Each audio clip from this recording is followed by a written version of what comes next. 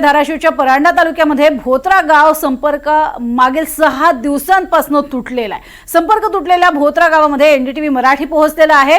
अजून गावामध्ये प्रशासन पोहोचलेलं नाही अशी माहिती ग्रामस्थांनी यावेळी दिली आहे। गावामध्ये ये-जा करणारे सगळे रस्ते बंद असताना स्थानिक ग्रामस्थांच्या मदतीने ट्रॅक्टरमधून एनडीटीव्ही मराठी भोत्रा गावामध्ये दाखल झालेली आहे।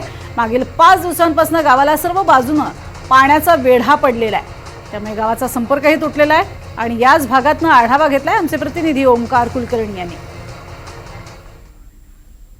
धाराशिव जिल्ह्यात मागील काही दिवसापासून सातत्याने पाऊस पडतोय, अतिवृष्टी होते आणि अनेक गावांचे संपर्क तुटलेले आहेत। आपण सध्या परांडा तालुक्यातील भोत्रा या गावामध्ये जाण्याचा प्रयत्न करतोय। या गावाचा संपर्क देखील जो आहे तो तुटलेला आहे।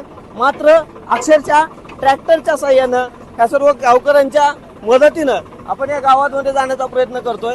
सध्या जर पाहिलं तर गावात जाणारे जे काही प्रमुख रस्ते आहेत, या रस्त्यांवरून कुठल्याही प्रकारे या गावात जाता येत नाहीये। रस्त्यावर जर बघितलं तर पूर्णपणे ओढा वाहतोय, अशी परिस्थिती या ठिकाणी निर्माण झालेली आहे। मात्र हे गावकरी जी मित्र आहेत त्यांच्या माध्यमातून आपण त्यांच्या सहकार्याने गावात जाण्याचा प्रयत्न करतोय। एकंदरीत जर बघितलं तर या सर्व कॅनलचं पाणी जे आहे ते संपूर्ण या परिसरात पसरलेलं आहे आणि पूर्ण ओढा वाहतोय। असं पाणी जे आहे ते या संपूर्ण परिसरात पसरलेला आहे।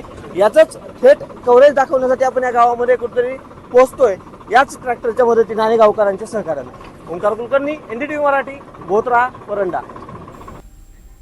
तो उत्तर बार्शीच्या भागातनं चांदणी नदी दुथडी भरून वाहतीये। गावाच्या बाहेर राहत असलेल्या विद्यार्थ्यांची गेल्या 15 दिवसांपासून शाळा बुडतीये।